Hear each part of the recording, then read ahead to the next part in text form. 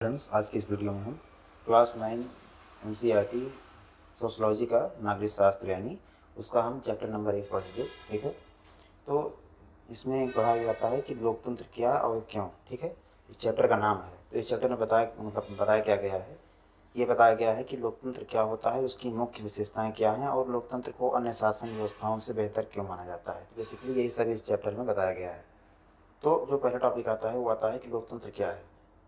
तो लोकतंत्र वह शासन व्यवस्था है जिसमें शासकों का चुनाव जनता द्वारा किया जाता है। अगर हम इसकी परिभाषा की बात करें तो लोकतंत्र जनता द्वारा चुने गए प्रतिनिधियों की सरकार है। ठीक है, फिर आता है लोकतंत्र की आवश्यकता क्यों पड़ी। तो प्राचीन समय में कई देशों में राजतंत्र था, तानाशाही थी और सैन्य शासन था।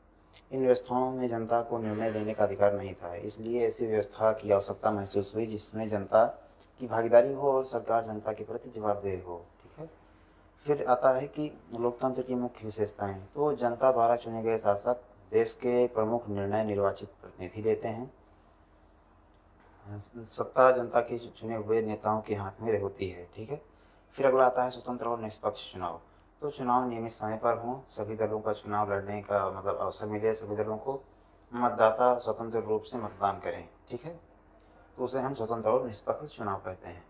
फिर आता है एक व्यक्ति एक वोट एक मूल्य। तो प्रत्येक व्यक्ति प्रत्येक जो 18 साल के ऊपर के नागरिक हैं उनको वोट देने का अधिकार हो, सभी वोटों का समान महत्व हो। ठीक है, फिर आते हैं कानून का शासन।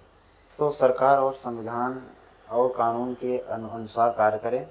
ठीक है, कोई व्यक्ति कानून से ऊपर ना हो। ठीक है, सभी नागरिकों के अधिकार की रक्षा। तो व्यक्ति की स्वतंत्रता, संगठन बनाने की स्वतंत्रता, समानता के अधिकार, लोकतंत्र में नागरिकों के अधिकारों का सम्मान किया जाता है। ठीक है, फिर आता है पाकिस्तान का उदाहरण। तो अध्याय में बताया गया है कि 1999 में सैन्य शासन के कारण वास्तविक सत्ता सेना के हाथों में चली गई। ठीक है, हालांकि चुनाव हुए लेकिन अंतिम निर्णय जनता द्वारा चुने गए प्रतिनिधियों के बजाय सैन्य नेतृत्व हाथों में थे। ठीक है, इससे स्पष्ट होता है कि केवल चुनाव होना ही लोकतंत्र नहीं है।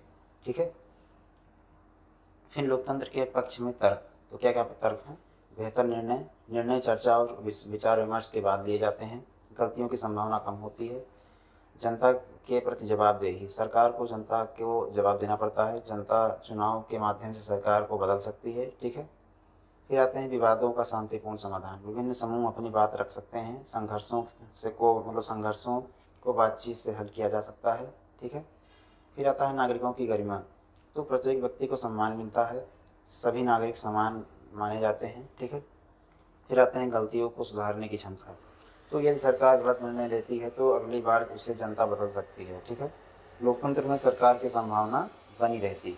ठीक है, उसके बाद फिर आता है कि लोकतंत्र की कमियां। तो क्या क्या कमियां हैं लोकतंत्र की। तो निर्णय लेने में समय अधिक लगता है, कई बार राजनीतिक विवाद बढ़ जाते हैं, भ्रष्टाचार की समस्या हो सकती है। ठीक है, सभी निर्णय हमेशा सर्वोत्तम नहीं होते। ठीक है, फिर आता है फिर भी लोकतंत्र क्यों जरूरी है। फिर भी लोकतंत्र क्यों, क्योंकि लोकतंत्र लोगों की भागीदारी का अवसर देता है, अधिकारों की रक्षा करता है, जवाबदेह सरकार प्रदान करता है, शांतिपूर्ण परिवर्तन व्यवस्था देता है। ठीक है, फिर आते हैं इस चैप्टर के महत्वपूर्ण तथ्य, जैसे कि लोकतंत्र की परिभाषा, जनता द्वारा चुनी गई सरकार, मुख्य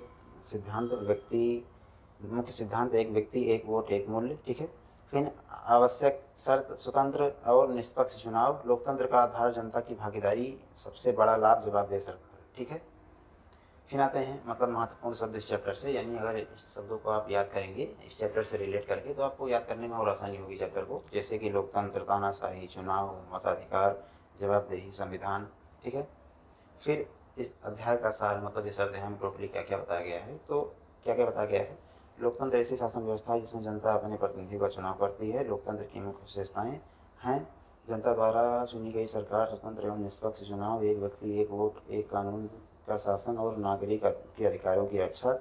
लोकतंत्र में कुछ कमियां और आवश्यक हैं। ठीक है, लोकतंत्र में कुछ कमियां हैं, अवश्य हैं, जैसे वही बताया गया है, लेकिन यह लोगों को सम्मान और स्वतंत्रता और सरकार को जवाबदेह बनाने का सबसे प्रभावी तरीका माना जाता है। ठीक है, तो आशा करता हूँ आपको चैप्टर अच्छा लगा होगा। अच्छा लगा हो तो वीडियो को लाइक करें, चैनल को सब्सक्राइब करें। ठीक है, धन्यवाद।